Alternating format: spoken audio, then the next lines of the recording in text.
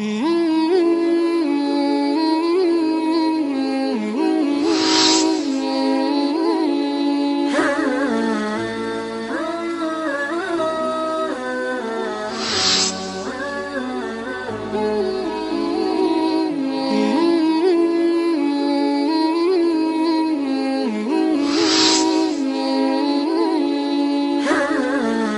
عليكم ورحمة الله وبركاته. بسم الله الرحمن الرحيم. الحمد لله رب العالمين، والصلاة والسلام على أشرف الأنبياء والمرسلين نبينا محمد وعلى آله وصحبه والتابعين ومن تبعهم بإحسان إلى يوم الدين وبعد. We praise Allah subhanahu wa ta'ala. We send blessings and salutations upon Muhammad sallallahu alayhi wa sallam. We ask Allah subhanahu wa ta'ala to bless his entire household. May Allah bless them, all his companions. May Allah subhanahu wa ta'ala bless every single one of us as well. My brothers and sisters, the month of Ramadan is a month wherein many of us become more charitable than we are outside the month of Ramadan. Perhaps one of the reasons may be that the reward in the month of Ramadan is multiplied, and therefore people would like to hope and wish that by the will of Allah subhanahu wa ta'ala, if they were to be charitable in the month of Ramadan, perhaps, mashallah, Allah subhanahu wa ta'ala would be more pleased. Let's remember one thing. If a person happens to delay an act of charity that is due before Ramadan, or that is necessary or needed before Ramadan, because they would like a bigger reward in Ramadan, then that is wrong. The reason is, if it is needed and required, we need to give it as and when it is needed. And by the will of Allah, Allah knows the intention. He will give us a greater reward. There is no point in seeing a man dying of starvation and telling him, wait for Ramadan, then I will give you a charity. May Allah subhanahu wa ta'ala forgive us.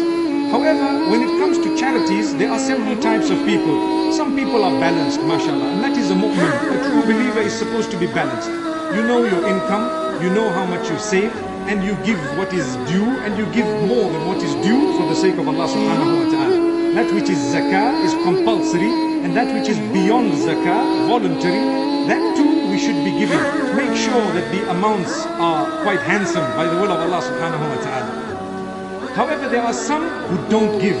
They seem to just stick to whatever they have. They keep it. They find themselves miserly, and they find it difficult even to calculate that which is just 2.5% of their zakah, their compulsory charity, so to speak. And then you have those who are so generous that they give away even what they need themselves. So sometimes you have a piece of clothing, subhanAllah, it's covering you, and the next best thing, you've taken it out and given it to someone else. May Allah subhanahu wa ta'ala help us achieve a balance. Remember, there is a narration that appears of Jabir radiallahu anhu in some of the books of tafsir, where he speaks about some of the companions who used to give so much that they used to later on have to go and search for some of their own basic necessities. And there is one narration where it is mentioned of the Prophet ﷺ himself, out of his generosity and his care for others, there was a man who came to him and requested something, so much so that he requested a piece of clothing, and the Prophet ﷺ, according to one narration, gave him a piece of clothing that was needed by the Prophet ﷺ, and therefore Allah subhanahu wa ta'ala tells us all as a result to strike the correct balance. Let's listen to the verse. Verse number 29 of Surah Al-Isra.